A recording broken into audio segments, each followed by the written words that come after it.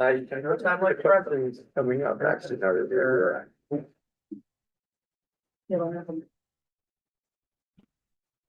Right.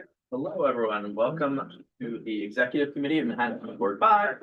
I'm the chair, Brad Sherburne. So we will start with the agenda with the first item, which is reviewing of attendance issues. So without getting to kind of specifics and people's names, I sort of would like to just go through. We are continuing to have, we have new members who have recently run afoul of our attendance policies, and then we have members who have previously received a written warning and continue to run afoul of our attendance policies. So I want to, I know we talked about this kind of not ad hoc last time, but we talked about it previously when we did the last round of letters. So I want to just make sure we're all on the same page and maybe standardize this a little bit so we don't have to bring it up every meeting whenever this happens.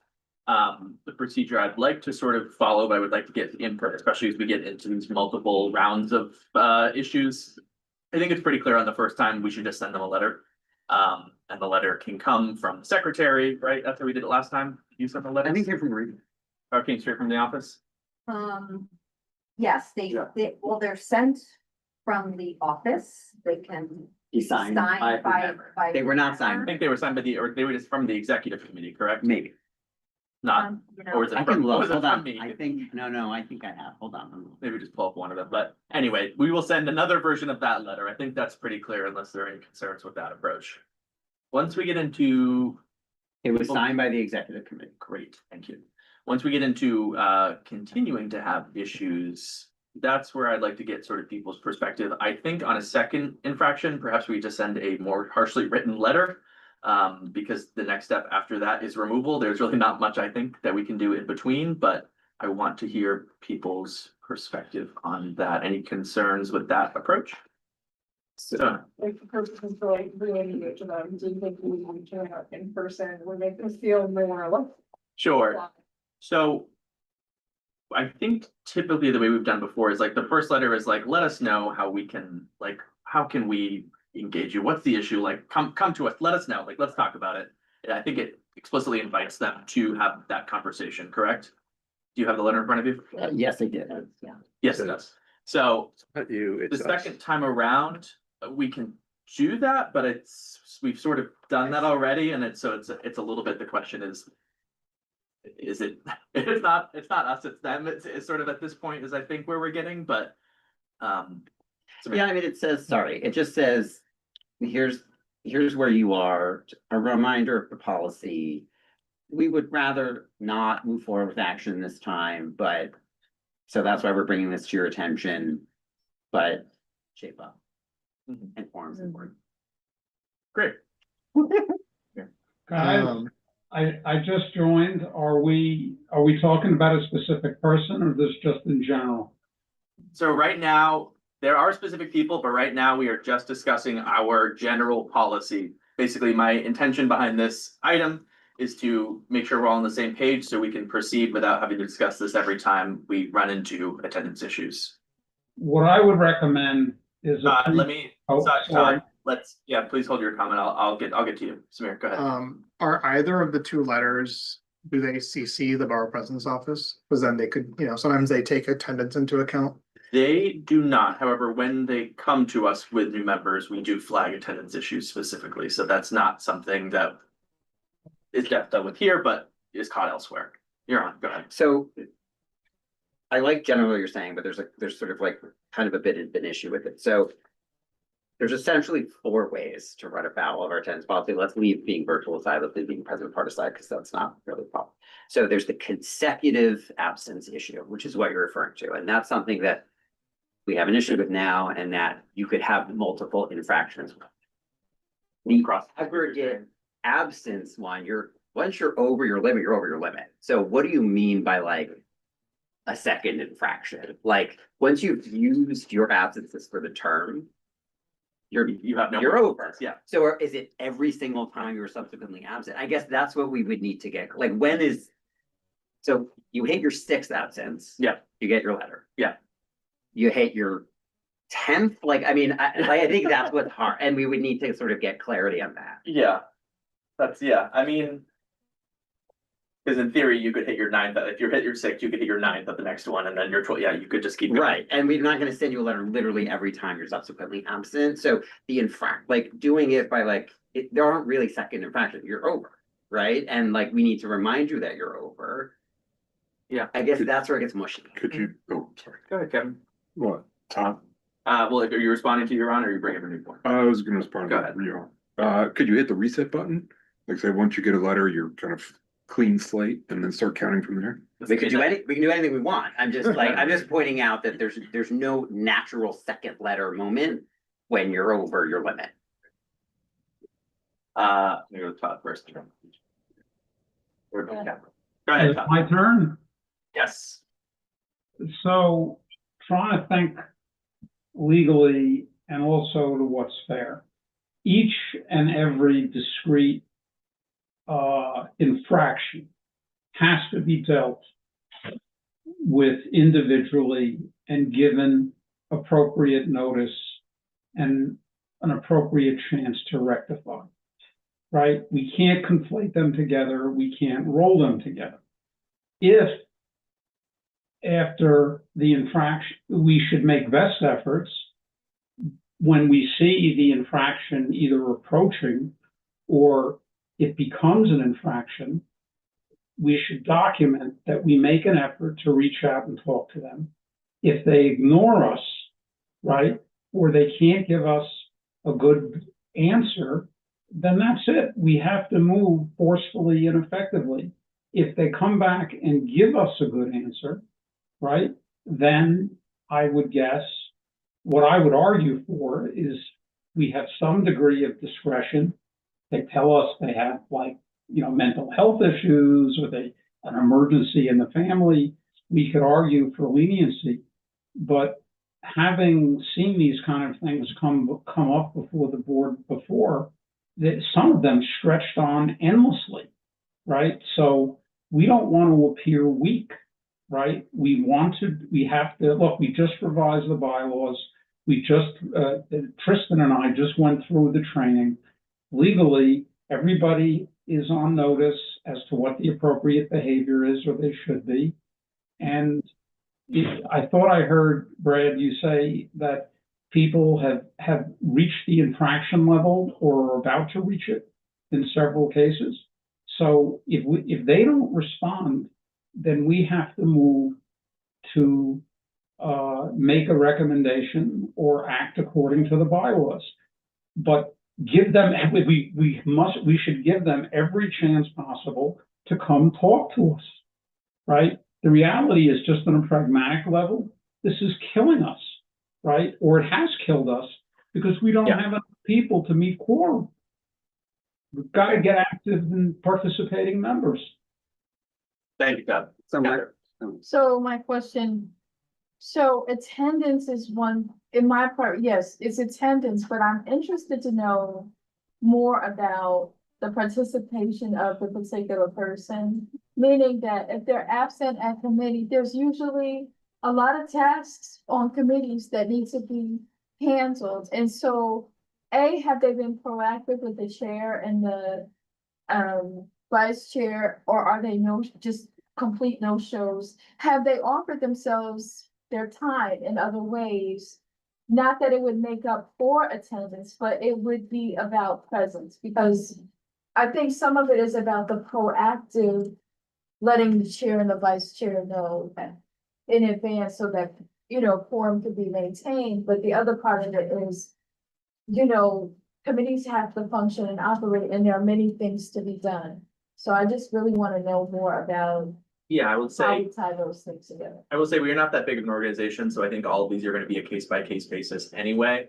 But I will say that for the most part, and someone correct me if they disagree, but I think most of the people who we discover run up afoul of our attendance policy are more towards the no-show side than Right. So they're no-shows- actively engaged in the emails or they're postering, but they're not showing up at the meeting. I don't think we're getting that kind of issue. I think we're getting people who just fall off the radar. Right, so, yeah, okay. So let me make a proposal. So because I think what Kathy was describing is great, but I think that's what would come into play if we were like moving to remove someone. I think we need a policy of letters. I think that's what this conversation is about. When do we say letters? Great.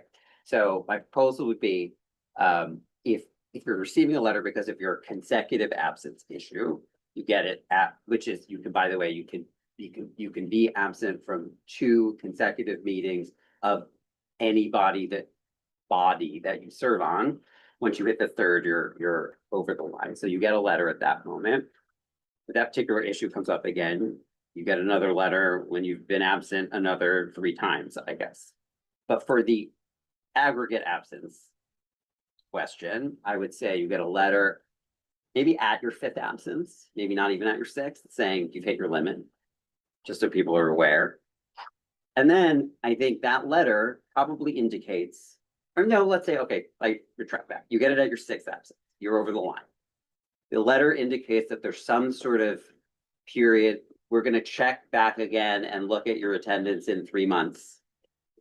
Sort of language, and then it really gets mushy, but I think then it needs to be, does this group think what happened in those 3 months constitutes a good attendance? I think if you start putting hard numbers on it, it's like, Yeah, I it's mean, tough. for me, I would say personally, and maybe this is leaning towards the 2-hour side, but if you use all 6. Fine. And that, So you're 5, yeah, at 6. but you're on your 6. Right. And then Like you basketball. go, we send you the letter. And you do nothing in the following month, I think you should get a second letter. So you've missed all 3 meetings. I think if you missed, Or that's what I mean. I think there needs to be a little bit of a longer window in which we're evaluating. sure, but at the same time, I want to make sure that we are not just I know. prolonging how long we are hamstrung by. I agree. Member not attending. I agree. Yeah, so I also just want to call out that this will reset every year, so it just reset now. And so I do like the idea of treating the 6 attendance or misses as like a real red flag, and of sending a letter after the 5th one saying they've used it up. After the 6th one, I think we're saying. Well, I'm saying, Oh, I okay. liked your 5th one Okay. idea, saying you've used up all of your allowances, don't miss any more, and if they, continue to miss a 6th one, I think that could. So you get a letter at 5, you got a letter at 6. No, I don't actually agree with having multiple letters, because then you would be sending out multiple. Right, so what letters. happens at 6? I think when you're at 6, bye-bye. I mean, No, if it's you over- looked at it's over last the year's course, attendance, you know yeah. how many Yeah. members were absent 6 times, we would have no. In each committee. Like, No, it's not 6 in total across all of your bodies, it's 6 meetings. No, for each. it's 6 total. Is it? Yes, Yeah, we it's would- very Oh, restricted. you're right.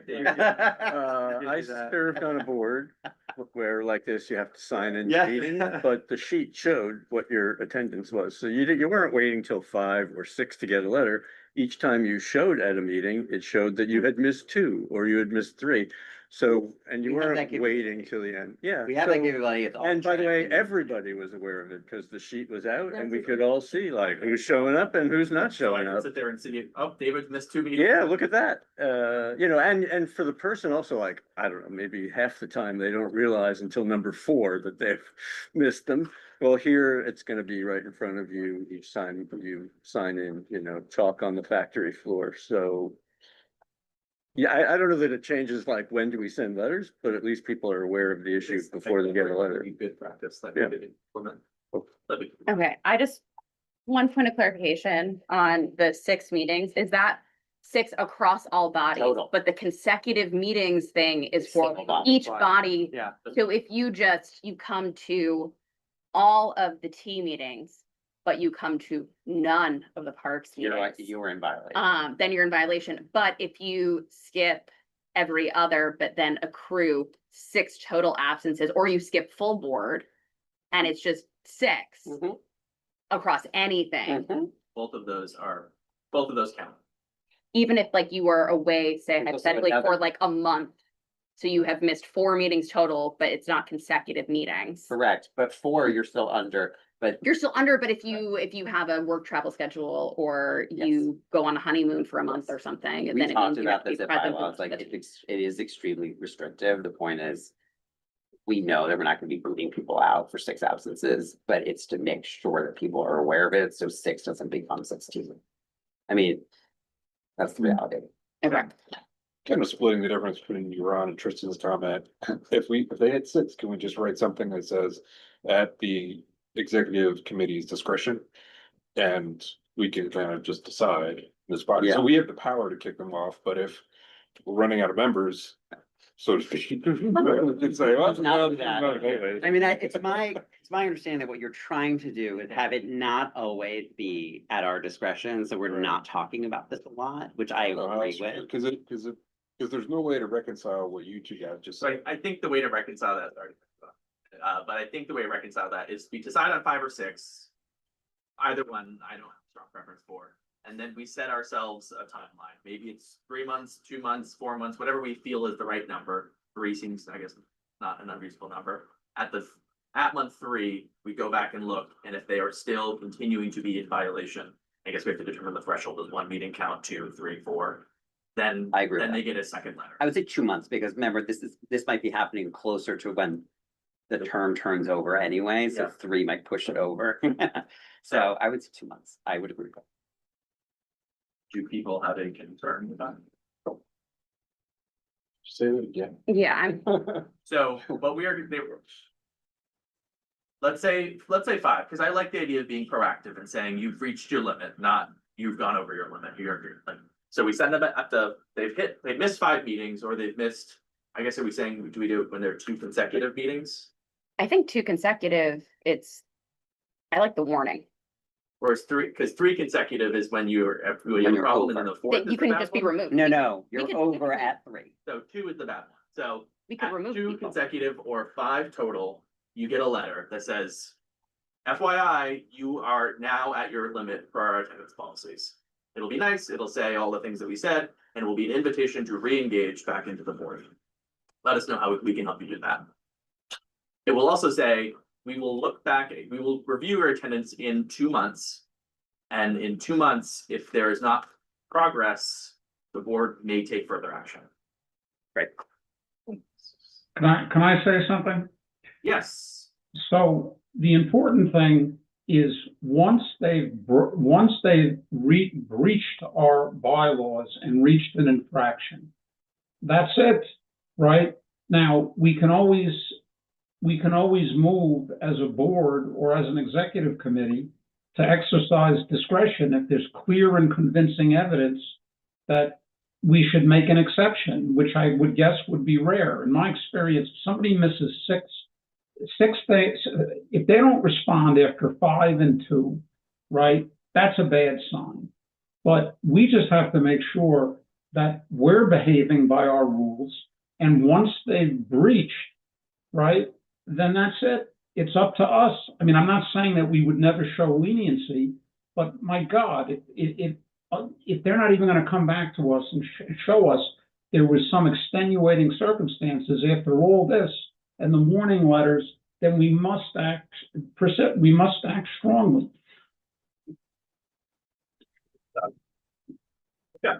so I don't think we need to vote on anything. We're gonna use that policy going forward unless anyone raises a concern. And this is this is a new cycle. The cycle begins It already began. the past meeting. The past meeting. When the new yes. members came on, that was the beginning of the cycle. Cycle, May. It says June. No. It's June cycle. 1st. It's In the the bylaws. June cycle, this cycle. So Because all of the But some of the committee meetings meetings, were in. some of the meetings were in May, also the committee meetings and this full board. Next, so we're gonna move on to the election process. So, all of it is pretty explicitly spelled out in our bylaws, but essentially the way that we're going to run this, is we are going to, we will have a separate ballot for just the elections. We will do that, as we say in the full board agenda. It'll essentially be after the approval of the minutes. From there, we will do, candidate statements, vote on that roll. Candidate statements for the next roll, vote on that roll. We will go top to bottom of the ballot. I'm going to encourage all people who are running unopposed to provide very brief statements. But if you are allowed to go up to 3 minutes. Following that, we will then tally all the votes and announce it after that, and then we will move straight into the rest of the agenda. Oh, are you planning to speak? I thought people running unopposed would not be speaking. I'm just curious. I will probably give a very short, brief Okay. statement, but I won't be campaigning. I won't Yeah, give yeah, full 3 yeah. minutes. Okay. what you'll be doing with your 4 months. Starting now, yeah. I plan to do it on my summer vacation. So, any concerns with that process, Samir? I'm a little surprised that we're gonna do statements then vote and statements then vote. Like our bylaws say that we would just do it by a written ballot. Why would we not just do all the statements and then run one written ballot? Well, it is gonna be Well, one ballot. Yeah, each office is a I separate, think. it's the same as it's like an Vote issue needs item. take 10 seconds to Same as click like the dot, each but it's gonna be resolution. a single ballot. It's like each resolution is its own thing, and then in theory, you're supposed to vote as that presentation has gone You on. don't have to submit until. Correct. And then you, Sorry, that was. the same as like everything else, where it's like the resolution on SpongeBob, the resolution on They Frat. could wait till the end Correct. to do all of them. Correct. Okay. And also, to be clear, because we didn't say this, the election ballot will be a separate ballot from the resolution ballot, so it will be done at the end of the speeches. Correct, so we will have resolution on the election, and then we will move into the rest of the board business as usual. Like we would if we were doing a roll call vote rather than the electronic ballot.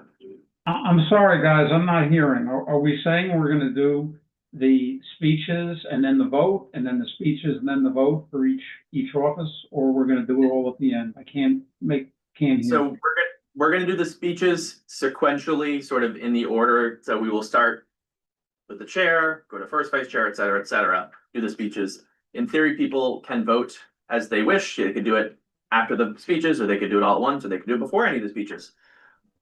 The world's their oyster, but essentially, we're gonna do all of that, and then people will submit. They will hit submit once at the end of that process, and then we will tally those votes, announce the results, and then move on with the rest of the agenda, district manager report, et cetera. So we're using Google Forms as a ballot for the candidates. It will be a Okay, I separate got ballot, so we will have an answer to that one, separate from the voting on the resolutions. Got it. Yeah, Since you're running unopposed, are you just gonna run the process? Or do you want me to be part of this somehow? It's up to you. I'm just offering. yeah, no, I appreciate that. No, I think, Since you're unopposed, I don't see any problem with you just doing it. I mean, all I'm doing is saying the next, like, all right, you come up, you come up, you For come up. sure. I So, would just think it's needlessly confusing for me to kind of come up. Well, the only part, somebody needs to make sure the number of people voting matches the number of ballots.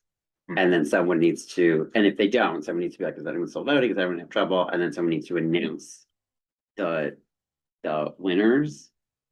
I'm fine with Brad doing it, but I could see the optics of that maybe being weird, Yeah. but, but there is something to be done of like, someone needs to be in the sheet, and that someone should probably not be me.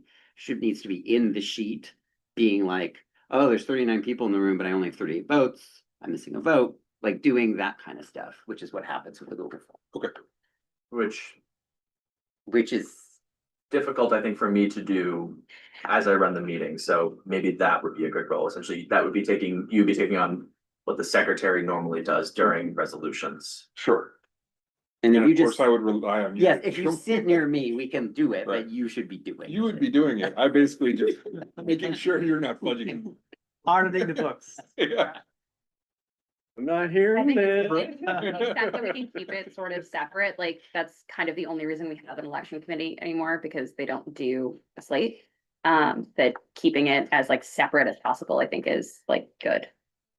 That's fair. I mean. Yeah, maybe that is a good precedent to set, that we're having the head of the elections committee do it, because, you know, it might not always be the case that the chairs weren't gonna post, so.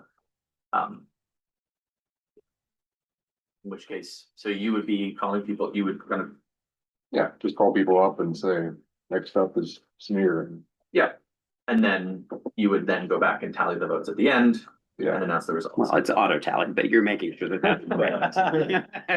Guys, I The agree. announcing for each Let the vote. election committee people do their work. It's impartial.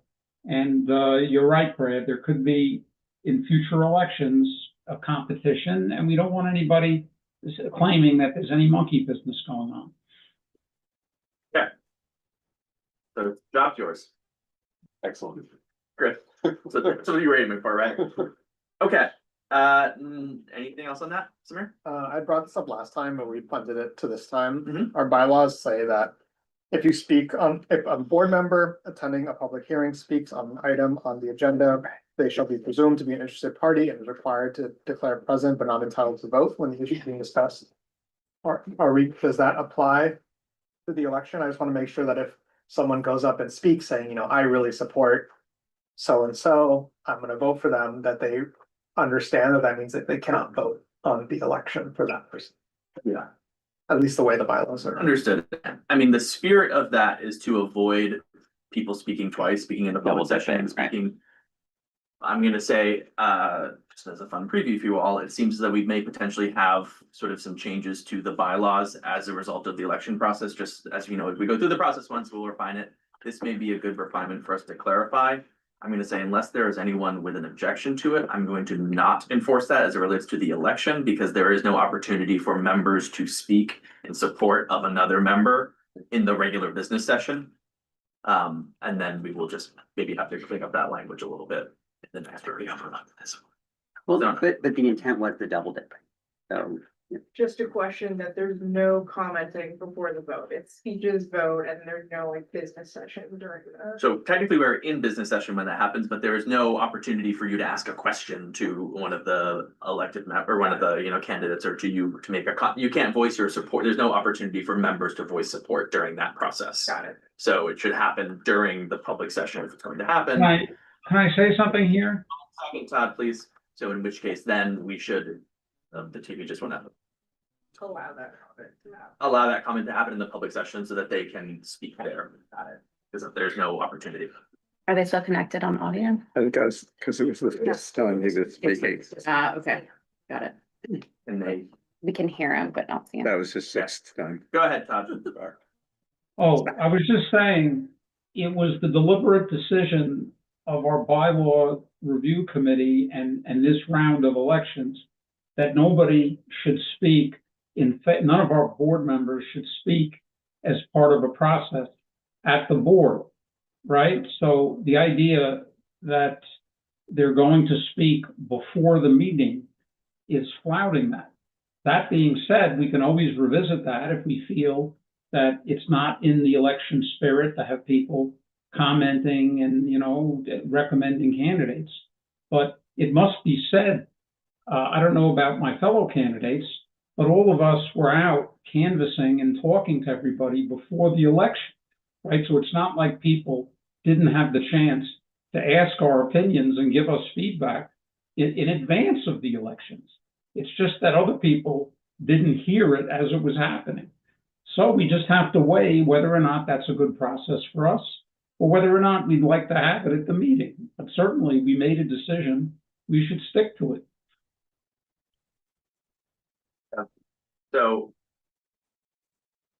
I'm interested if there are other people who sort of feel that way, but I think the intention, and again, I was not part of the bylaw revision committee, but my understanding was that the intention was to avoid double dipping between the initial Yeah, public session. I mean, I think the original intention, borrowed from whatever community board had it, was that if you're up there taking a position before the discussion and the vote, Correct. then what's the point of you participating in the discussion and the vote? So, I mean, I don't see an election as being the same as, you know, a substantive item in the agenda. So I don't know that we need to change the bylaws to accommodate this.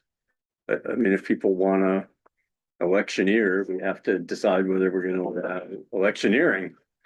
So, but yeah, I mean, the intention of the other was we have discussions before votes. So don't come and tell us what you think before we've talked about it. So. Okay. So just to answer your original question, people will not be conflicted out if they answer, if they speak in support of candidates during the public session, or elections only. Great. Okay. so I have no, it doesn't matter. Go ahead. Okay, anything else on the election before we move to the next item? Okay, the next one is a little bit of a strange quirk, just by the timeline, that this is coming up, so you're on, you wanna go ahead? So, and David, maybe I'll start and you'll jump in. So the mayor convened a charter revision commission this year. If you recall, there was one last year as well. The commission was convened in December, and between December and early spring, the commission heard tons of testimony and input from electeds and civic organizations and regular folks about what should be changed on the charter. For those who aren't familiar, this is the process by which we change the city charter. A commission hears all this testimony, sort of distills it down into what it thinks should be ballot initiatives, and those ballot initiatives go on the ballot in November. So this process has begun. In April, while this board was busy considering other things, they released a preliminary report. The report is basically, it's a distillation of what they heard into the areas that they think are the key areas where they are likely to suggest, or they could suggest, ballot initiatives. And they gave us 5 buckets. So there was elections, there was climate and resiliency, there's a couple others. One of the areas they're looking at is housing. And as part of that, they are considering making changes in the charter to the way ULURP runs. So this is very relevant to us as a community board because we are part of that process. So the question we took on is whether we want to weigh in on what some of these potential proposals might be that are in this preliminary report. The timeline, which Brad alluded to, is that the commission is meeting in each borough. The Manhattan meeting is July 7th to collect input on its preliminary report before finalizing what it wants to put on the ballot. It is our understanding that if we want to have input on the preliminary report and on any potential changes to ULURP, that we would have to figure that out now and present it at the July 7th hearing. July 7th happens to be the day before our next exec meeting. So that's why we're hearing this now and potentially voting on it at the full board on Thursday. So the resolution that went around in the packet. So just how this came to be. So, this came out on, I think, April 30th. It was there, people saw it, but, as I said, the board was thinking about other things. And then in the interim, a couple of us went to an event where this was discussed and other people had sort of been talking about it. And so quickly, because the timeline is up, several of us got together and pulled together based on our own thoughts, what the board had previously sort of decided in certain areas, and also what other organizations had put out in terms of their response to the preliminary report. We consulted all of that. And we put together a resolution about what we might want to see as part of the revisions to ULURP. Because of the condensed timeline, because we're moving quickly, we took a really focused approach to what we were going to weigh in on and what we were not going to weigh in on. So as I said, we're not going to weigh in on elections. There's a lot to say on that. And if we had time and we had full committee hearings, we might do that. We're not going to weigh in on climate and resiliency. We're going to stick the idea was to stick really focused to what impacts community boards most closely. And that is the part of ULURP that is most connected to community boards. And where we ended up was, and our goal, by the way, was obviously consensus. And our goal was how can we help achieve the commission's goal of making ULURP speedier and more efficient to encourage more housing production, while at the same time not sacrificing community input. I think that was our overall goal. And so what we ended up in this resolution was a package of 4 suggestions that the commission is already considering to sort of get pulled from their report in a way, although we added sort of our own color, that together we believe would satisfy that goal or achieve that goal of a better ULURP process without sacrificing community input. So sorry, that's a lot of wind up, but I just want to make it clear how we ended up here. Very quickly, those proposals are one, that we are in favor of the consolidation or running the concurrent running of the community board's review of the ULURP and the borough president's review of a ULURP. So as it stands now, once a project is certified, the community board gets 60 days, the borough president then gets 30 days. there is a proposal that you could run those concurrently. Both of those are advisory reviews. They are not binding reviews. So you could do both advisory reviews at the same time. If the borough president wanted to know what we were thinking, you could call Marisa and ask. And that there didn't need to be another 30 days. We feel good about that. Brad has brought up, which is a good point, that historically we have actually dipped in to the borough president's time after our 60 days to get more time. This would preclude that. We would just have the 60-day window. We believe that if the other 2, 3, and 4 things suggested here were implemented, we wouldn't need to do that dipping. So that's why I say there's sort of a package of suggestions that we think all go together. The second one is in the pre-certification process, that there is a mandate that applicants consult with community boards. So again, there's a moment in the ULURP called certification in which an application is ready to go for review. There's years before that moment sometimes. And so what we've heard from developers, what we've heard also from community organizations is that engagement before that moment of certification can help streamline things down the road. It can also help applicants take into account more substantive feedback. Because if they're only hearing feedback in that 60-day window, sometimes it's too late for a project to get dramatically changed. So we believe that they would streamline things down the road and be better for community input. Third, encourage sort of what we say a neighborhood approach to planning, encourage broader planning and rezone, broader ULURPs, broader rezonings. The building to building stuff that we do was great and necessary.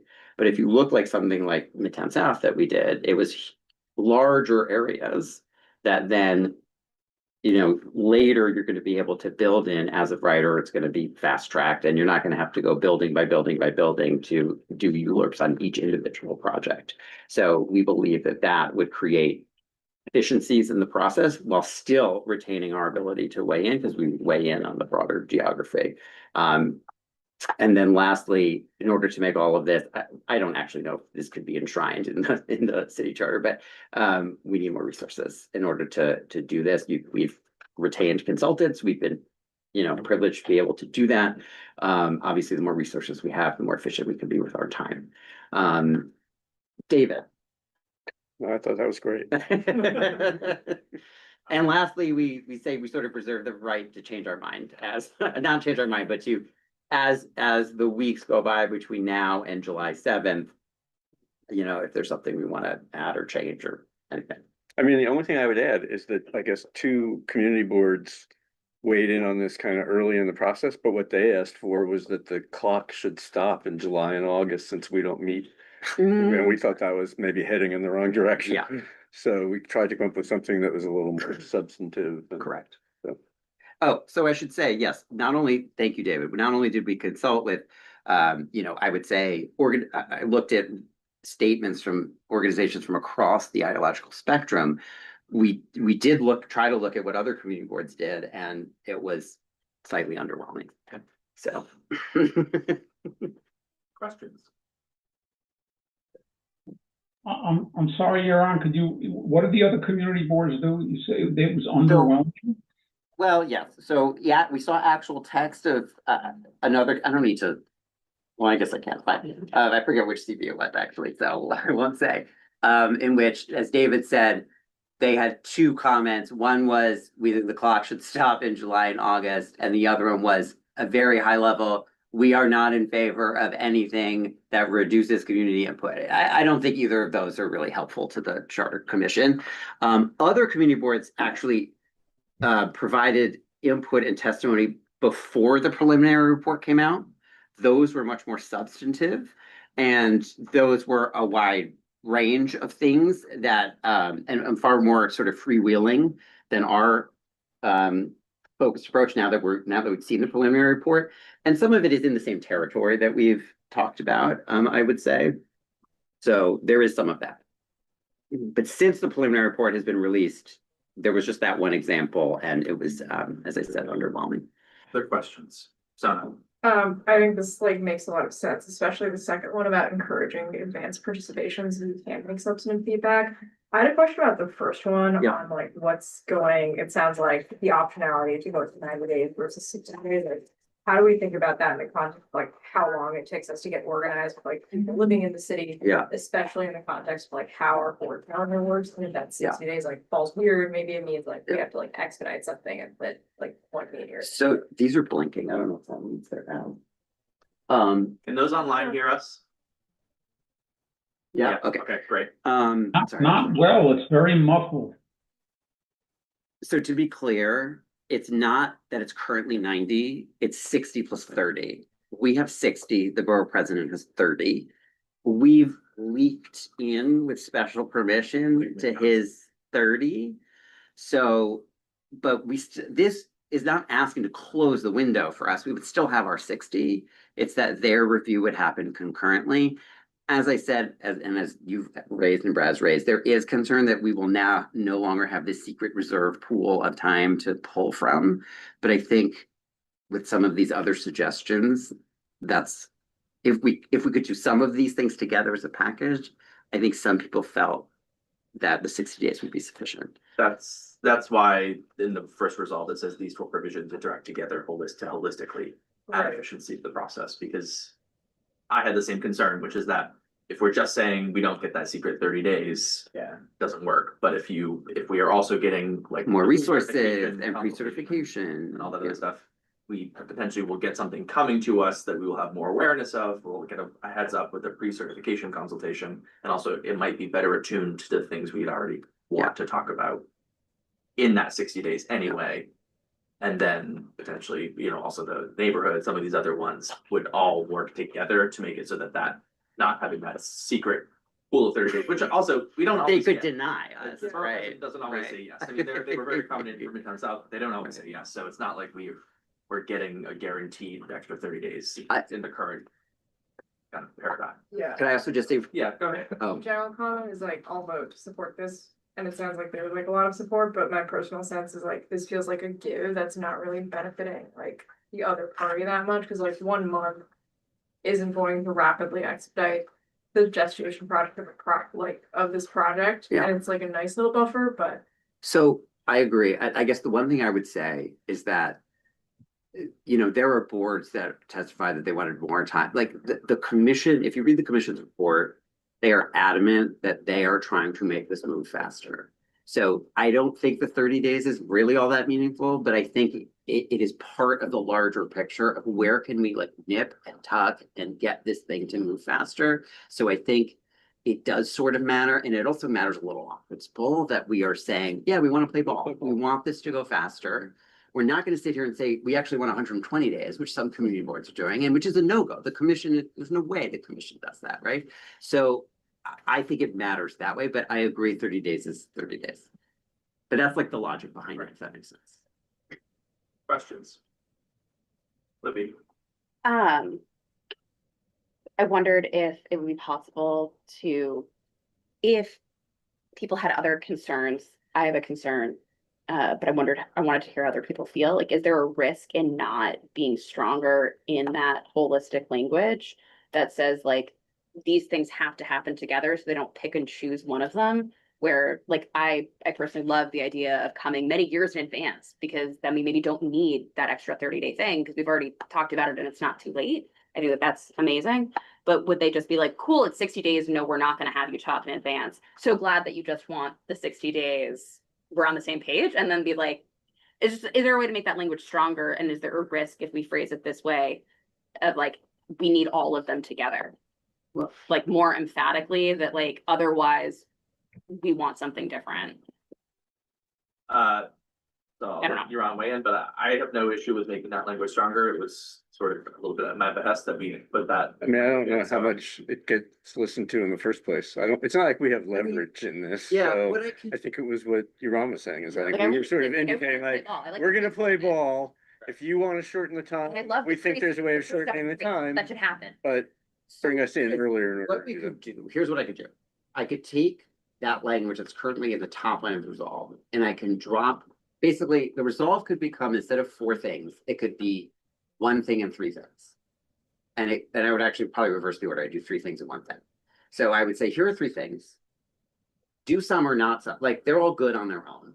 Mhm. The other three, the thing that isn't that 60 day. So I'm saying the pre-certification, the neighborhood planning and the resources.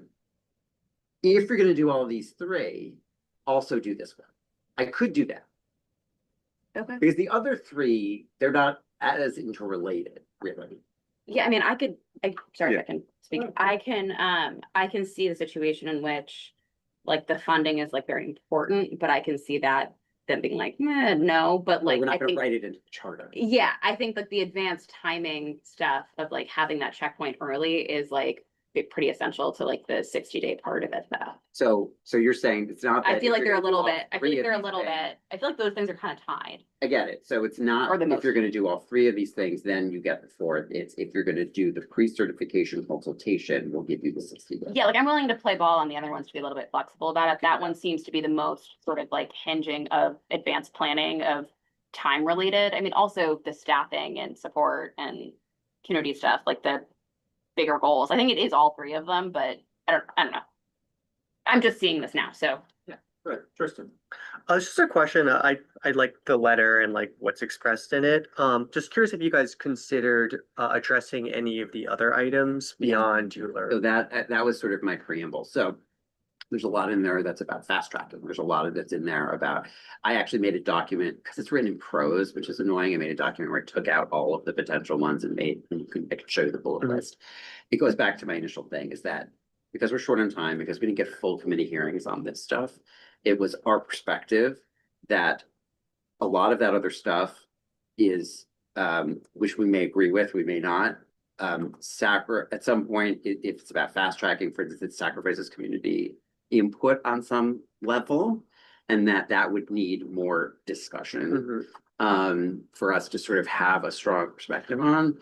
This seems like core things to the operations of the community board that we get clear consensus on, and where we weren't saying, and here's where we're willing to have less input. Because to me, although we should have that conversation, we are not in a position, I think, without full hearings about the impact of this stuff to make that. Do you agree with that?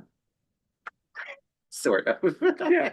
I mean, I think, we would have had to have started this process a Exactly. lot earlier in order to provide meaningful input. And Euler is, one of the main areas where community boards are allowed to weigh in.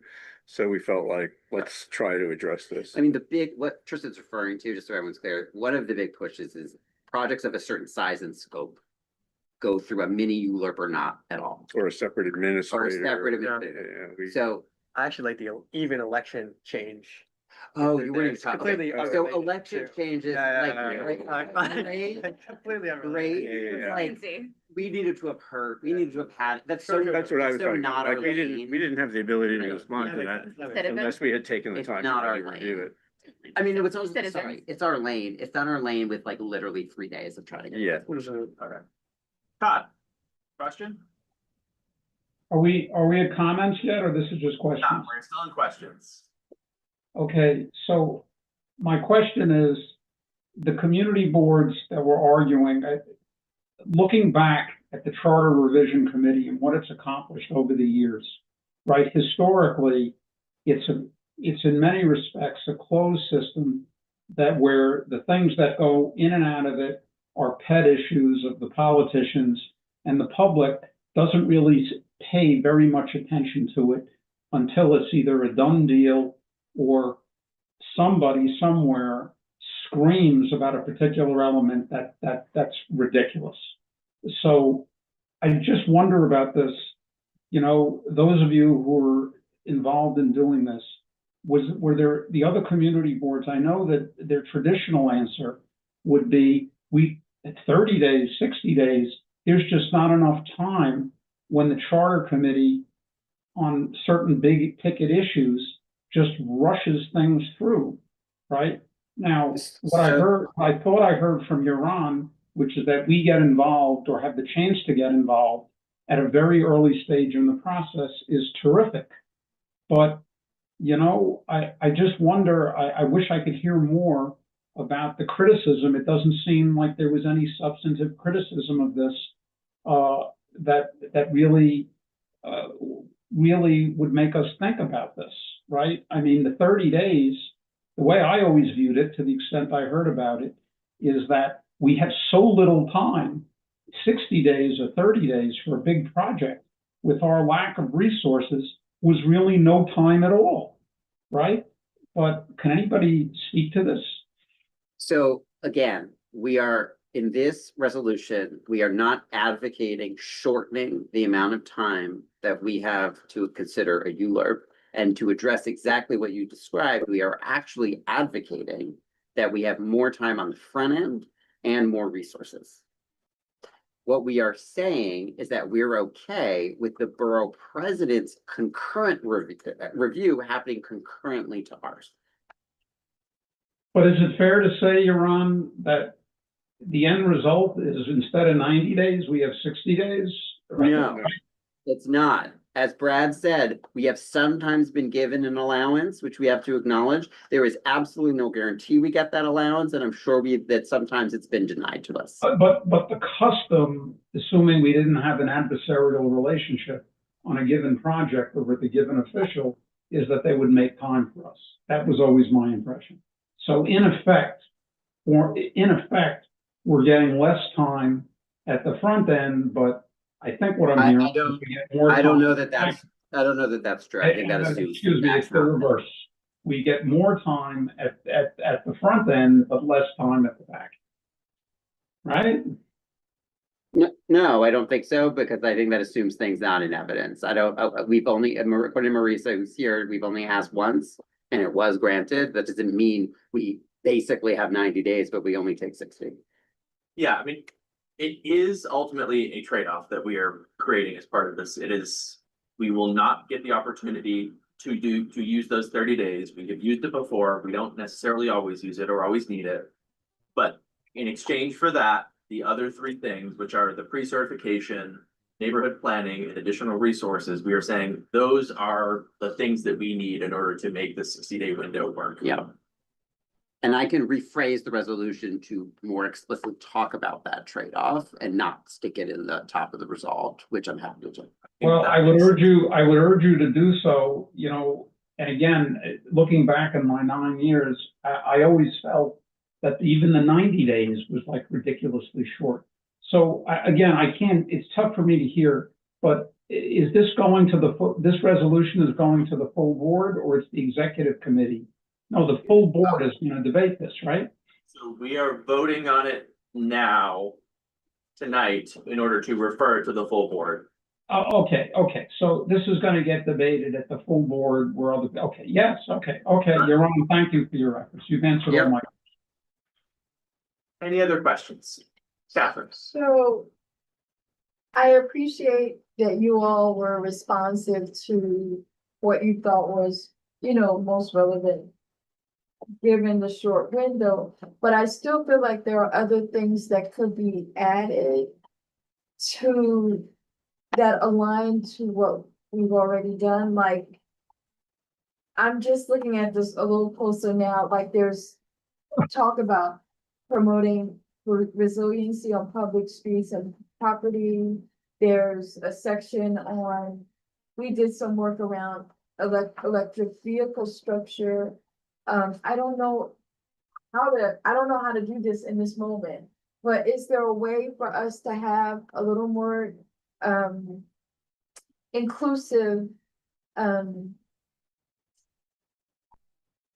comment in our resolution that speaks to some of the other issues? I haven't taken a full look at this, and I remember back in April mentioning that there was a charter revision commission meeting, and now here we are, trying to do something that we need to do. I appreciate what you did, and if somebody would have, but I haven't had a chance to fully look at it, and maybe I'll just wait until full board to try to, if I feel like something needs to be moved. I'm not running this.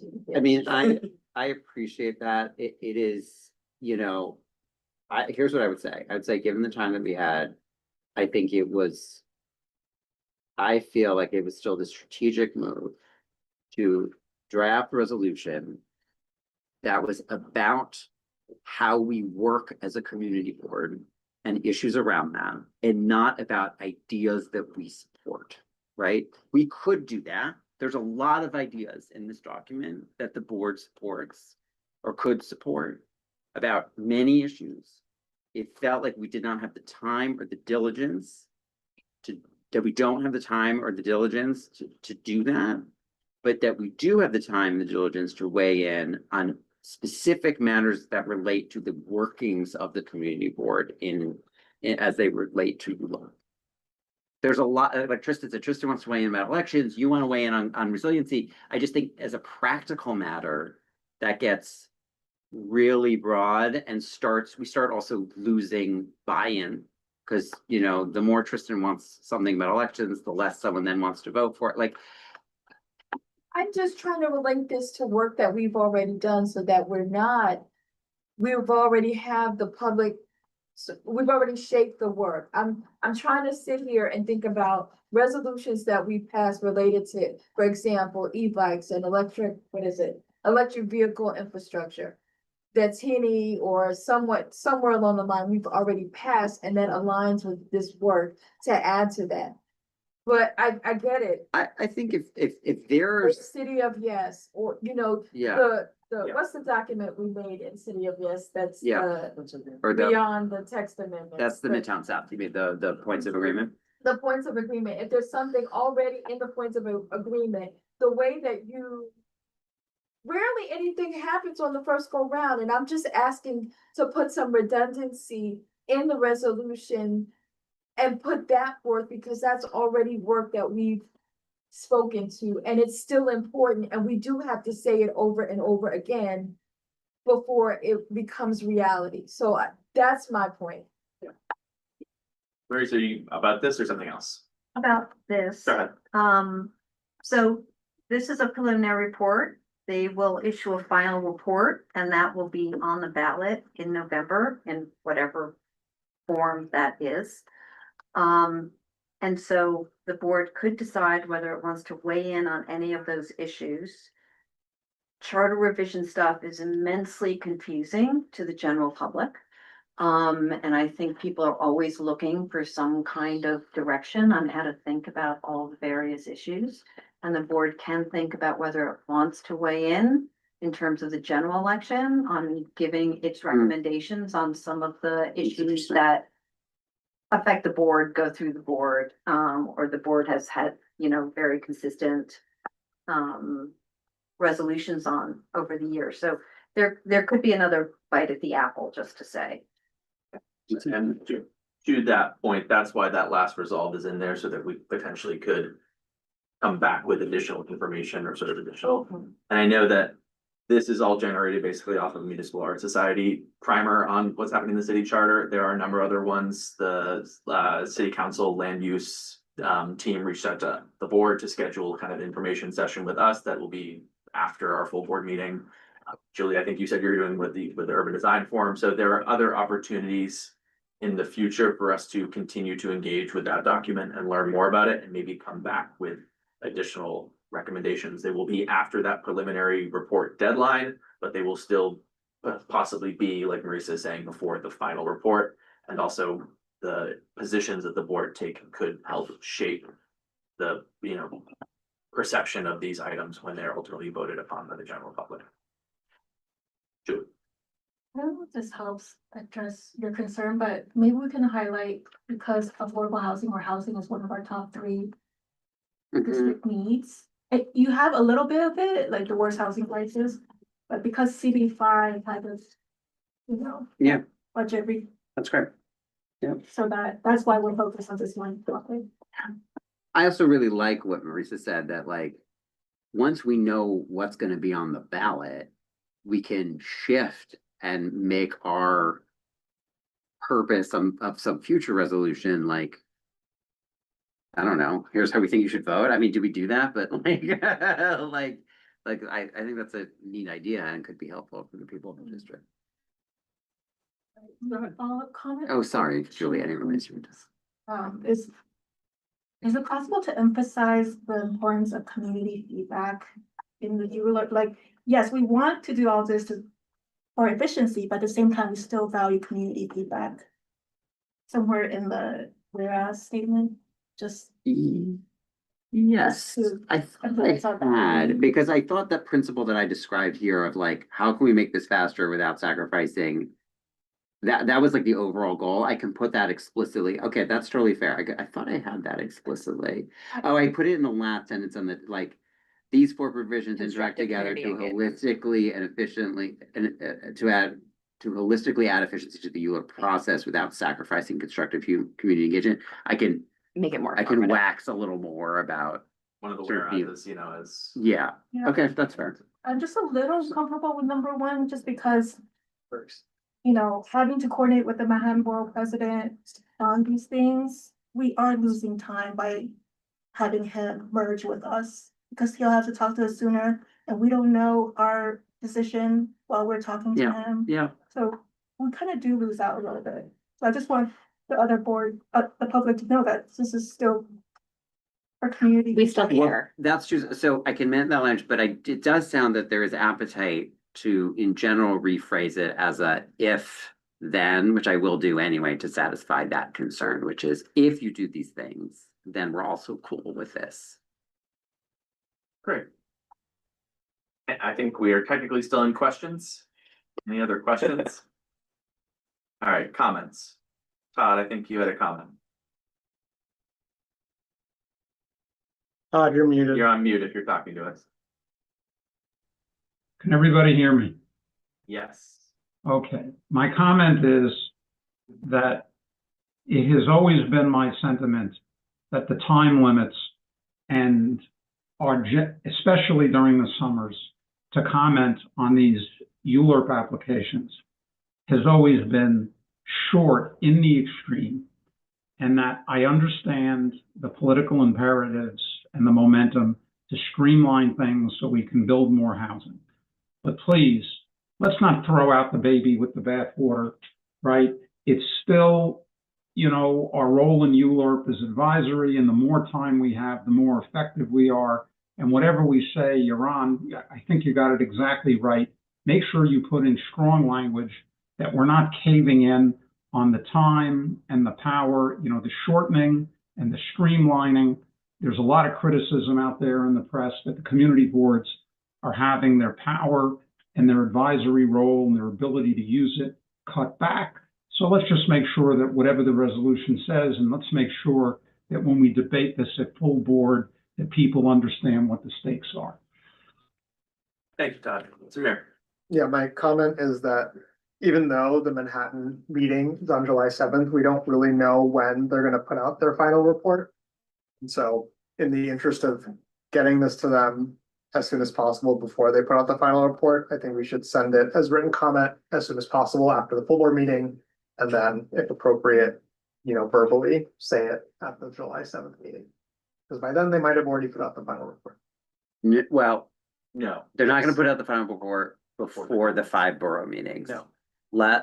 They're not. I mean, last year's timeline, the final report came on July 25th, which was after the 5 borough meetings. The 5 borough meetings, as far as I understand, are meeting specifically about the preliminary report. To get comment. Correct. Is there any reason? No reason to wait though. No, there's no reason to wait. I'm just saying, I'm not concerned that there's a danger that the Okay. final report comes out before they've had the Manhattan meeting. Okay, That would seem really strange.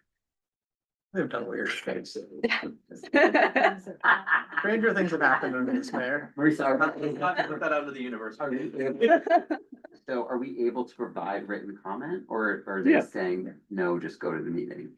No, you can submit comment to the hearing. My specific request was, can we submit written comment after? the Okay, hearing? but before we can, okay. Yeah, great. yeah, Okay. we should do it right after Yeah. the board meeting. Okay. Kristen. I am supportive of sending this. I do though think, I don't know if this is within the scope of the charter commission, but I think the process of by which we amend the charter should be revisited. Because this process, I don't know, for the context, it's been very abused the past 2 years. Like last year, Yeah. They're doing City that? council. Okay, yeah, cause last year Adams like did this really quick one and then this one was Pleasantly surprised at this one. Yeah. Yes, This is this very seems very pulled substantive. together. much more comprehensive. Be a state change. A I state think our change. assembly member has a, Bill, as a bill. yeah, Assembly member Tony Smith. I think, Yeah, we've got multiple something. nice. Personally. So what you do And the something. council Any- is a recall bill. Any other comments? Yeah, let's take this to a vote.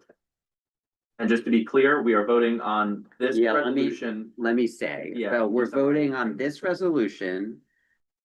That will also make the change that Julie suggested, which is talk about its relation to our district needs statement. That will also make the change that Julie suggested, which will talk about the importance of community engagement a little more forcefully.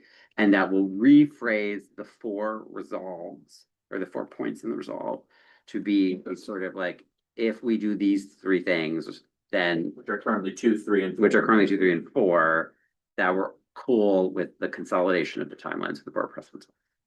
But if you do 2, 3, and 4, we also will accept 1. Okay. Take the vote. Go ahead. Yes. Are you up? Seth? Julie? Yes. Hang on.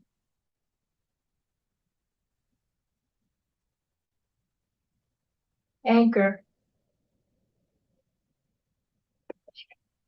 Oh, Catherine, sorry, Anchor.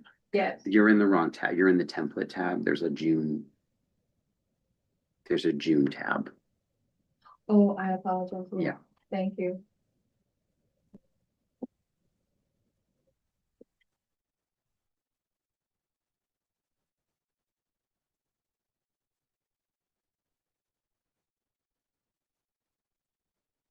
Catherine's yes. Kevin, Yes.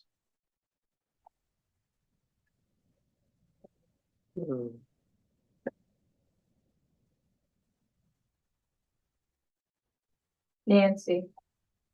Tristan, Yes.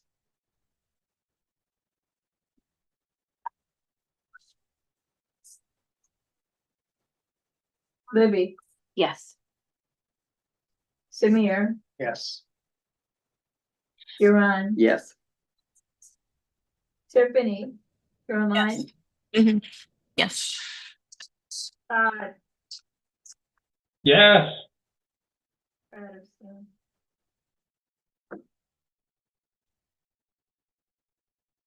David, Yes.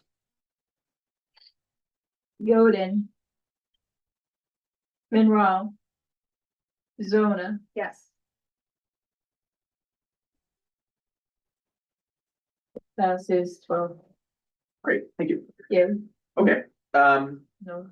so next we are gonna go into, I'm gonna move this around a little bit. So we're gonna do the reviewing the public hearing and full board agenda, and as part of that, do the votes for the transportation resolutions. So let's start with those 2. You wanna go ahead, David? Yeah, so we lost quorum halfway through the meeting. Amen. We were doing great up to that point. 34th Street, as it says here, DOT came to us pretty early in March before they really had a direction to the design.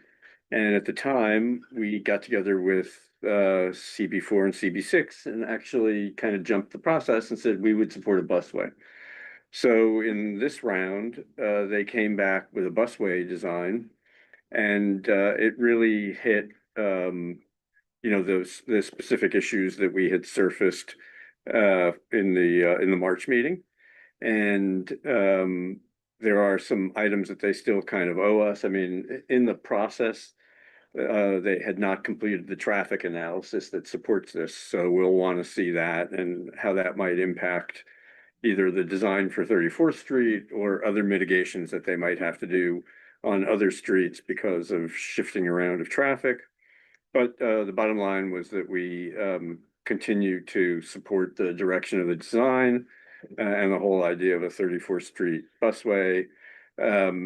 CB4 and CB6 kind of weighed in and said that they feel it should run river to river rather than 3rd to 9th, the way it's proposed. And so, we added that if that's how they feel, then we'll be supportive of that as well. And then the last resolved were specific comments that we received during the committee meeting. And it passed 7-0 in committee. Great. Any questions? Any comments? Vote on this. Mohit, Yes. Beth. Julie. Yes. Catherine, yes. Kevin, Yes. Libby. Yep.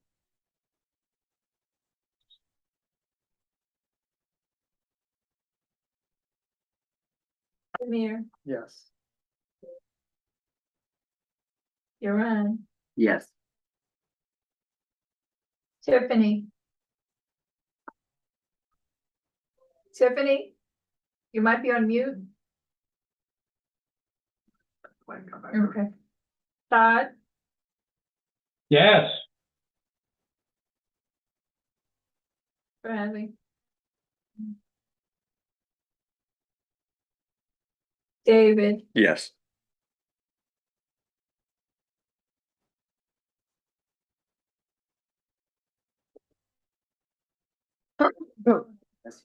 Thank you.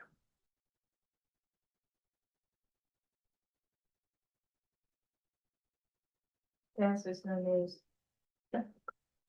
Next. Next, thank you to Tristan for drafting this one up. So this is an extension of Broadway Vision. It's still part of the temporary program rather than the permanent program. So the last time we saw this was a piece from 38th to 40th that's DDC and DOT, and it's permanent improvements, drainage, how the street meets the curb, things like that. Here it's all paint, but it's extensive. It's 35th to 42nd. And they're still in the mode of sort of trying different solutions on different blocks, depending on the needs of the block. And so the resolution kind of spells out, what the differences are in different parts of the plan and what the comments were that we received in each of those areas.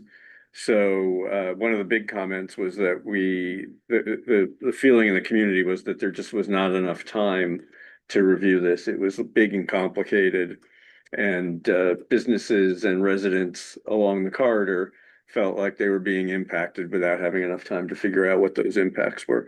So one of the big asks is to convene a design workshop, which I think once this passes, we'll have to kind of try and, I don't know what, pull some strings to get them to actually do it.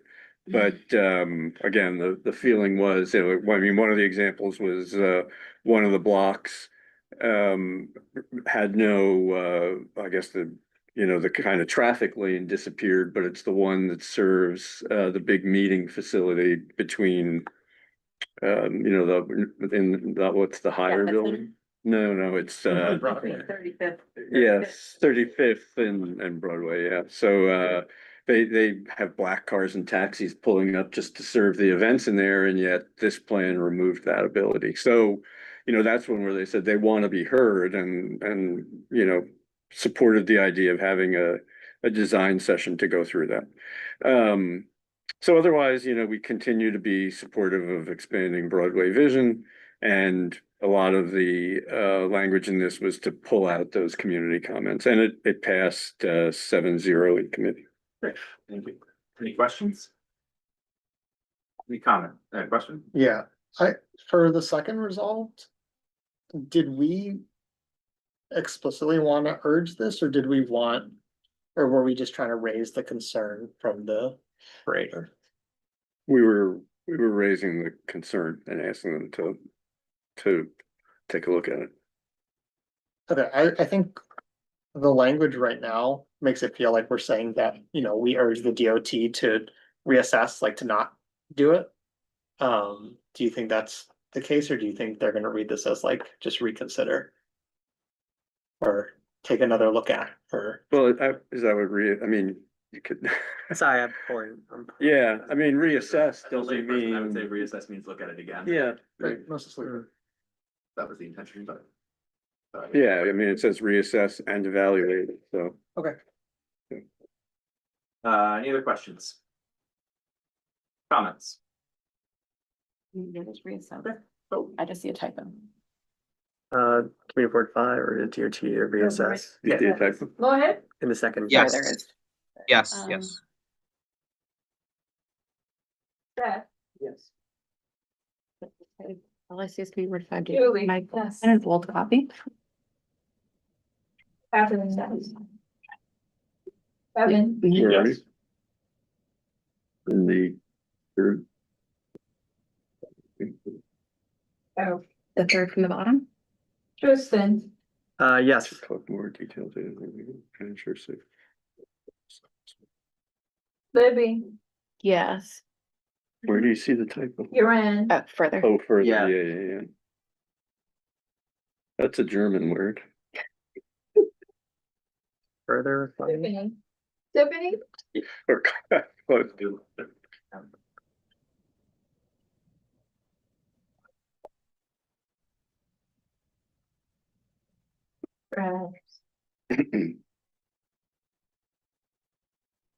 Oh, David. this far up. Yes.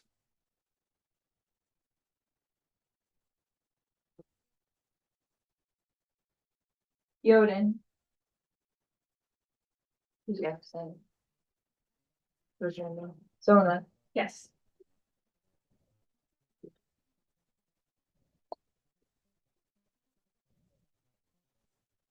Okay, it does pass. Hey, Todd? was my name called? Yes, I'm calling your name now, Todd. Yes, Todd? yes. Thank you. Ah, So it still passes. yeah. 21. And Zona? Yes. Thank you. Okay. It passes. Okay. Yeah. Keep going, David, with the. Keep going. Yeah. Okay, so the next one, written by Christopher Nazaro and ChatGPT. And, yeah, so Coat had come before us, asking for a change in a parking restriction because DOT took the position based on the legislation for dining out, that if there were no standing restrictions, that you couldn't put a dining out facility there, regardless of the kind of no standing, restriction that it was. So they came to us and said it was important to their business that they be able to keep an outdoor dining facility. We put the word out, actually, they posted it incorrectly, so we moved the meeting a month and ended up getting community feedback that it was important to the residences on that block that the restriction is 11 p.m. to 6 a.m. and originally put in place, I think, as part of the whole RLA effort. Although we don't seem to have a lot of institutional memory on how that happened. But the community, reacted pretty negatively that if we remove the restriction, we're just going to end up with the same problems that they have a block to the south, which is a block that the NYPD closes off on the weekends.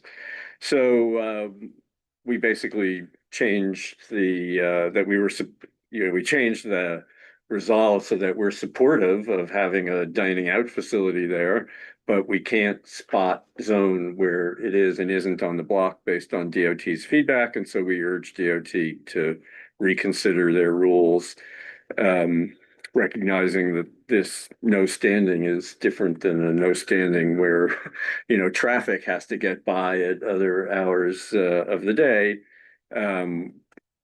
So that's as far as we were willing to take it, which is not very far. And that passed 8-0 in committee. Any questions on that one? Comments? Okay, next one. Me too. Madison Ave. Yeah, so this was Samir. Do you want to You want to represent your work? Sure. This one is pretty clear, pretty simple. Basically, the DOT came to us with a proposal to do a double bus lane on Madison Avenue between 23rd and 42nd. They already have a double bus lane between 42nd and 60th Street. So this would just extend that further south. The whereases are just a bunch of information about buses and how the bus lanes make the buses faster and the number of buses that go on the street. Nothing too crazy. And then at the end, generally we say that we want buses to go faster, because we love the bus. And that we, resolve that they, implement this and also ask that they come back within 6 months of implementation to just give us an update on how it's going, and then also publicly post all data on an ongoing basis so we can keep track of it. Questions? That passed 800. Sorry, thank you. Like, Questions? Comments? Yeah, thank you. Next up is land use. Okay, so land use. The reso addresses the staff scope of work for the EEIS related to the proposed Caesar's Palace 10 Square Casino located at 1515 Broadway. So, the Gaming Commission held a public scoping session on May 21st. CB5 was not notified, and the reso expresses serious concerns about the insufficient notification as well as engagement process. Basically, the resolution urges the DEIS to analyze the following community impacts, including projected occupancy, foot traffic, their effects on pedestrian congestion, public transit, sanitation, emergency services, from public bathrooms in Times Square, parking demand, environmental impacts of vehicles idling and noise from concerts, effects on outdoor space, interaction with nearby developments such as the Port Authority Bus Terminal and Penn Station, impacts on local businesses, as well as the social and public health concerns, including gambling addiction, panhandling, homelessness, and other security needs. So the resolution was approved 8003. Questions? Comments? Yeah, thank you. Next up is the Joint Parks and Landmarks Committee. We had a joint Parks and Landmarks committee this month, to review Bryant Park's application for a 10-year extension of its master plan. They interestingly had to submit it to Landmark Preservation Commission because Bryant Park is a landmark. Landmark is 1973, in the classic French style for this was written by Milan and our most popular new member, ChatGPT. But Zona took out her editing pen and hacked away at it. So what you see before you is really the product of Zona. So thank you to her.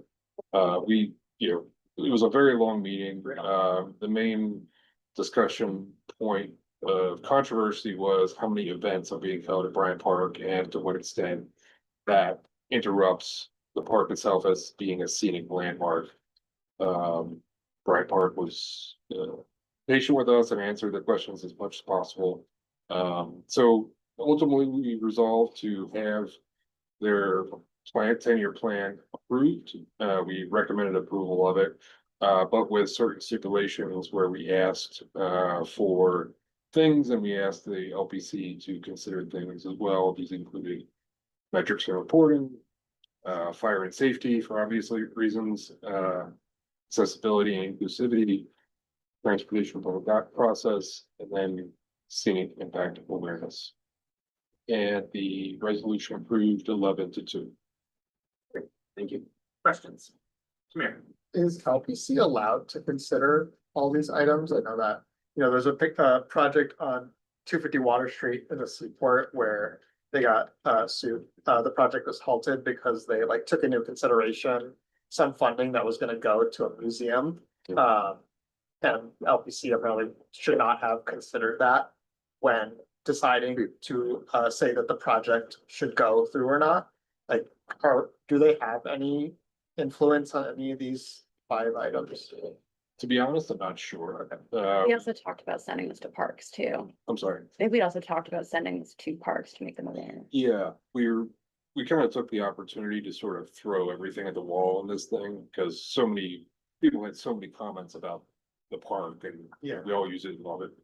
You know, want things to be better. So even though this is going to LPC, we kind of put things in here that reflected parks concerns, general concerns that we had about Bryant Park. Well, Yeah, also- just to kind of follow up on that, that was part of the reason why we did this as a joint, because even though it is going to LBC, and so that's why it comes to the landmarks committee. Even though it is primarily about sort of how they're using the Bryant Park, we wanted to make sure there's an opportunity, because this is when the only time we really get to talk about the 10-year master plan before we're dealing with it kind of on an event by event basis, so we wanted to have the opportunity to weigh in both from a park perspective as well as a landmarks perspective. We also, just on that, as far as it being a scenic landmark versus just a building facade, that's where like I don't have the landmarks experience to know, but the concept of what then constitutes or like would deviate from your landmark use as a scenic landmark purely of like a natural beauty, French. I could say historic- the original. I would love that. Yes, yeah. That this is a very large deviation from that. So it's sort of the opportunity to speak on those things as far as like scale and scope together. So as opposed to doing the ad hoc thing to sort of rethinking the longer term vision. I think then my only concern, or maybe I should try to make the amendment at the full board, would just be to say that in the resolved, instead of saying with the following concerns and requests raised for consideration by the Landmarks Preservation Commission and BPC, it would say Landmarks Preservation Commission, comma, New York City Parks Department, comma, and BPC.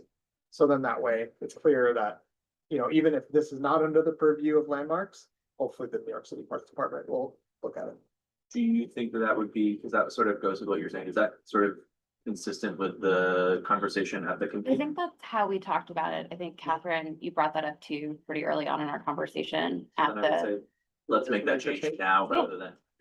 I have- The board, if that's. I have no problem with that. It is consistent, yeah. Right, let's just do that. Okay. Great. Yeah.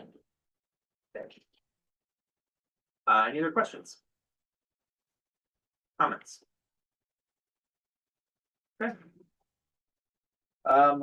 Right, so that takes us through, full board agenda. Last item on our list is. Wait. Sorry, just one. So- Should we talk about Bex really quick? Oh, sorry, my thing decided, apologies, sorry, go ahead, Moet. I thought you. Fantastic. So, amazing. So we had one voting item this month at Bex, a resolution in support of City Council Bill 1096, which generally covers retiree health benefits. We had passed a resolution in support at committee and at full board last year, but are re-supporting this bill for this upcoming legislative session. The bill formally supports New York City retirees, specifically municipal retirees, and prohibits any type of diminishment of their health coverage, of which 250,000 retirees have been promised over the course of their time working in New York City. This includes any type of forced enrollment into Medicare Advantage, any type of privatized plans, and also reaffirms these specific group of retirees' rights to traditional Medicare plus any city-paid Medigap at like as a no-cost option. We had a guest presenter from a pro-retiree organization, but I think it was quite unanimous in terms of our support for prohibiting any like diminishment of already promised benefits to these retirees. And so the resolution passed 5-0 with 1 abstention. Questions? You're on. So, as Mo had said, procedurally, well, here's my question. We passed this exact resolution last March for the exact bill. The bill died or didn't get brought to the floor. It was, now it's a different bill number, same resolution being done. What is the lifespan of a resolution? I'm just procedurally, did this need to go to committee? Does this need to be voted on committee? Does this need to even be voted on a full board? Or can we say 15 months ago, we said this exact thing and now we're saying it again? Like, what is your perspective on how long? Procedurally, I mean, it doesn't hurt for us to hear these things again, to sort of make sure that we reaffirm our position, committees change, et cetera, et cetera. So we've already done that, so I think that kind of, that we've crossed that bridge, and we can talk about going forward, but. I would say kind of historically, when things like that happen, like I'm thinking for the bathroom bills, we passed a resolution 1 year and then they reintroduced it and had a different number, but the text was exactly the same. Right. We have issued a letter in support of that new bill, even though it has a different number. It's not exactly the bill that we voted on. That was not voted on by the full board. Correct. It was just, we issued a letter that was based on that resolution. That's helpful. So, going forward, we maybe don't necessarily have to do this, but since the committee has. Oh, no, taken totally, we action, should do we it, will yeah. Take this all the way Okay. through the. normal It was process. more just the procedural question of like how, like what should we do in the future for this? Yeah, okay. But, We also, just to note, oh, sorry, go ahead. go ahead, no, you go. No, sorry, I just wanted to mention, we did slightly alter the resolution because Oh, we did sorry. have some considerations that came up in the committee discussion to prioritize specific aspects of this time around. But Huron's correct. It's largely similar, and on principle, the issue is correct. Thank you.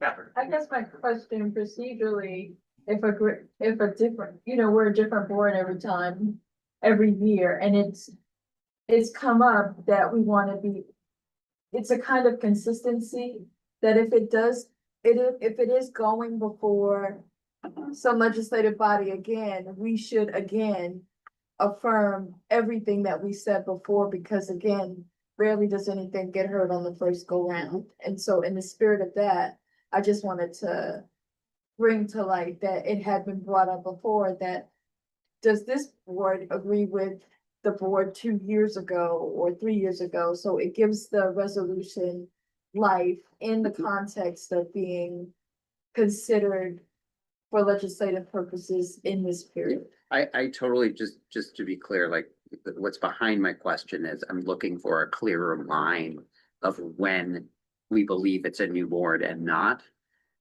If it had been 3 months ago, would we have reheard and re-voted on? So we could say like, if it's before the previous June, I'm just looking for a rule, which we don't have to solve tonight, but that's what I'm looking for, like. Yeah, and I know we discussed this, I think, kind of, maybe a year ago today, which is like, we talked about, do we issue a letter, when we talked about sort of the policies on letter, we said, do we issue a letter based on a resolution we wrote in 2000? Like, does that No. still a thing that we do? Right. So, I don't think we've established the hard cutoff.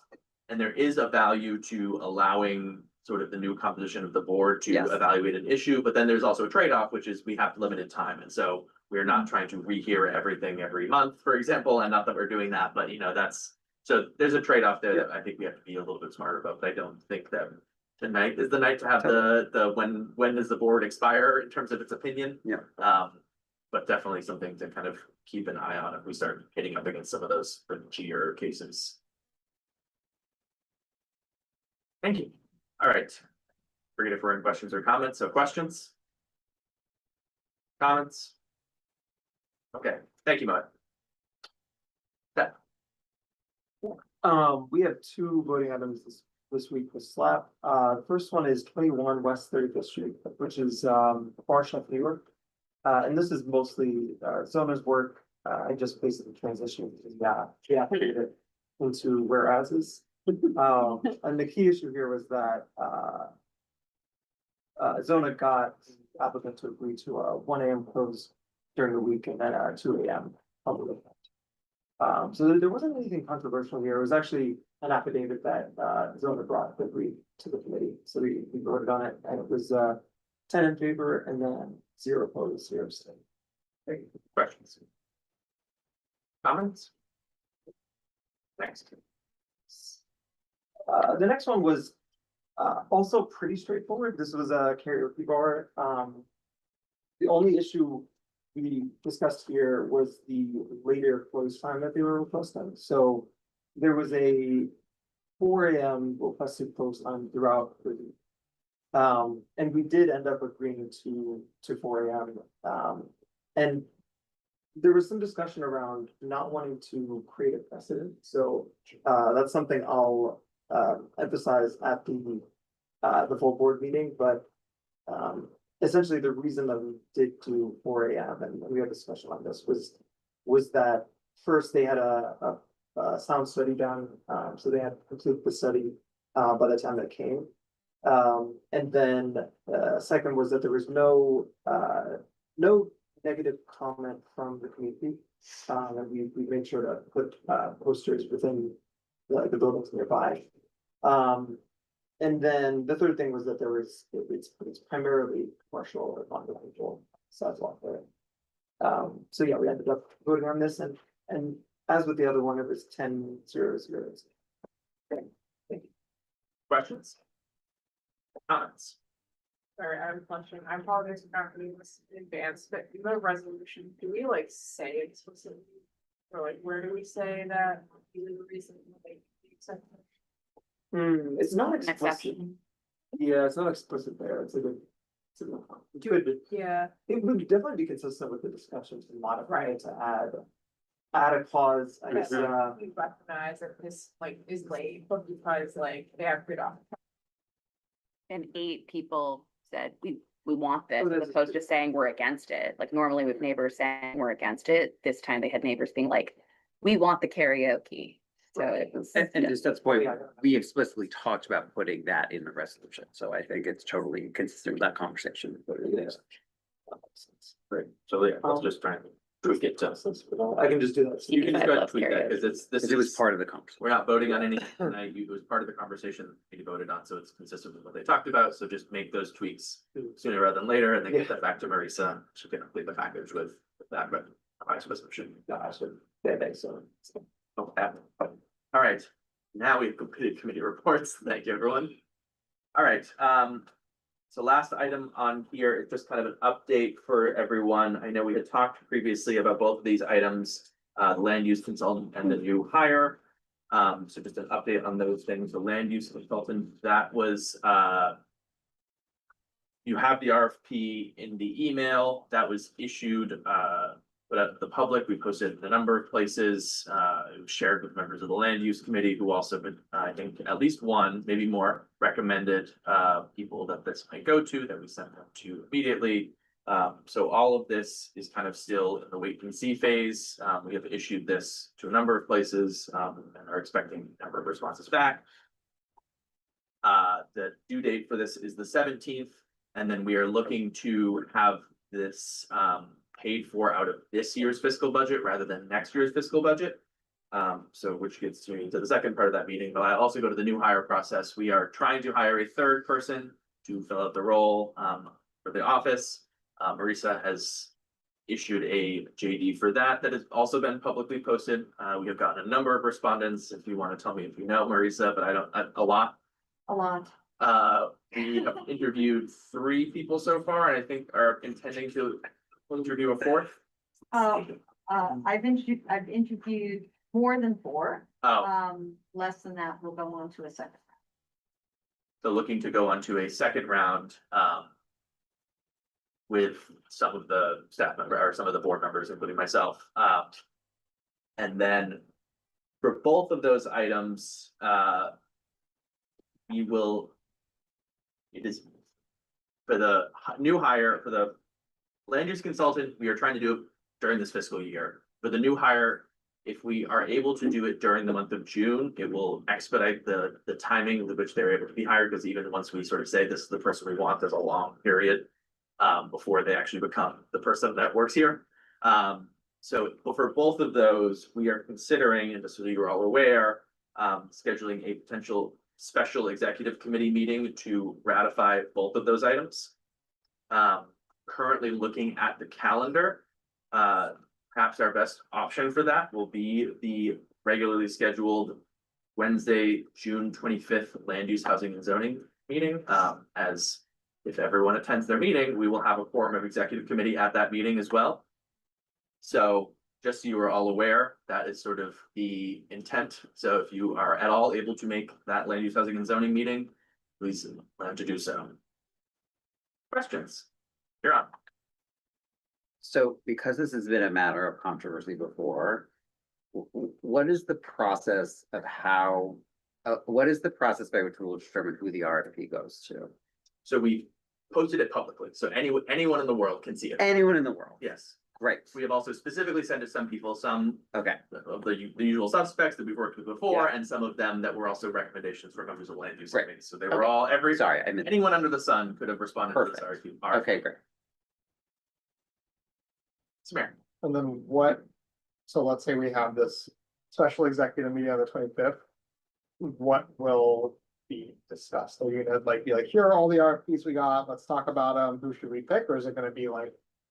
I looked at them, here's who I think we should pick, can you please ratify? So this is gonna be coming sort of in the support of the land use housing and zoning committee, so, I have yet to have this conversation with Nancy, but I intend, like last time, that we will come saying, we reviewed all the RFPs.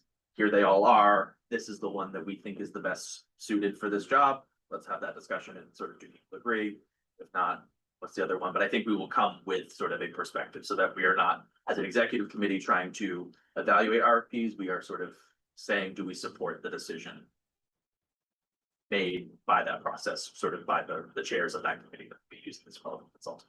Yeah, I guess my concern is just because of how much discussion there was last time, if we pick the same consultant and let's say it gets voted down, then it's like that. Like, I would almost prefer that there were like 2 people or 3 people that like were discussed during that emergency special meeting. Explain that, so we would say this is our first preference, this is our second preference. Yeah, I mean, they're, okay. Talk with And Nancy you don't about have to do that. it that way, but that would be my preference, just in case, you know, the first preference is someone who's controversial. Based on who we picked last time, and then. You know, if they get voted down, we can always. Are you saying because timeline wise, we would not then be able to vote again in the month of June? Correct. On it, right, Yeah, so like, for example, right, to be concrete, one of the people who I assume will apply. Has like, you know, there's this lawsuit around City of Yes Housing Opportunity. They submitted and, you know, basically an affidavit saying that they think that.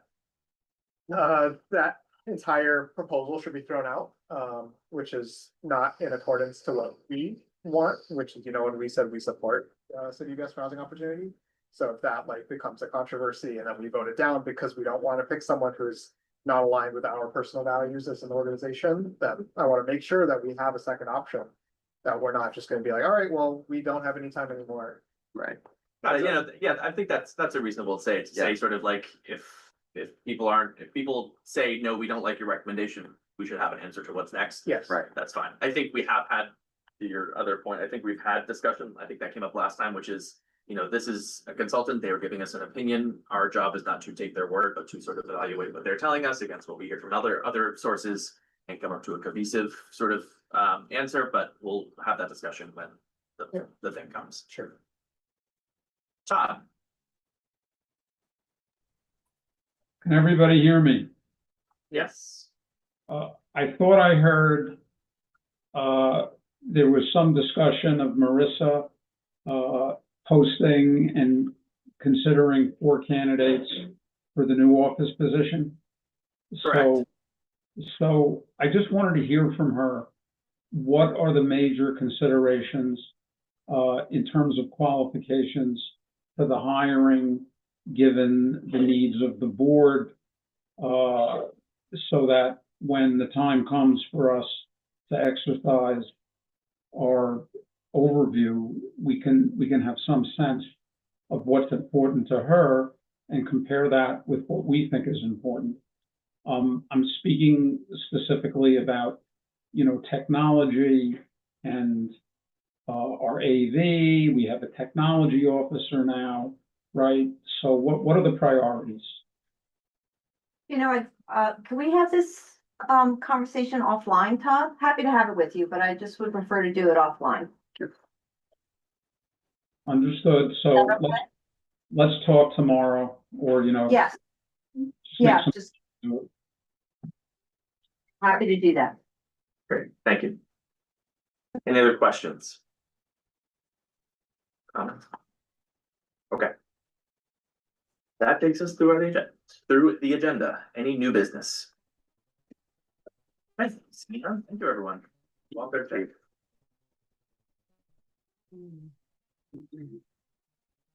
Do you wanna just give me a call tomorrow when I hear you, With on my cell phone? I'm David under the bus. He doesn't know I wanna bring this up, but I'm gonna wait till the meeting ends officially for it. Todd? Already said, do you wanna just give me a call on my cell phone tomorrow?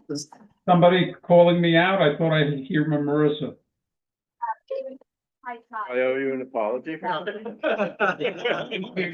are you talking to me? I'm just wondering if you wanna just give me a call on my cell phone tomorrow, and I'm happy to talk to the personnel. Yeah. Oh, you wanna talk now? Yeah, but let's not do it on the Zoom, let's, I'll call you on your cell. I can't hear you with all the sound. We have a fucking. We gotta talk, cause I gotta do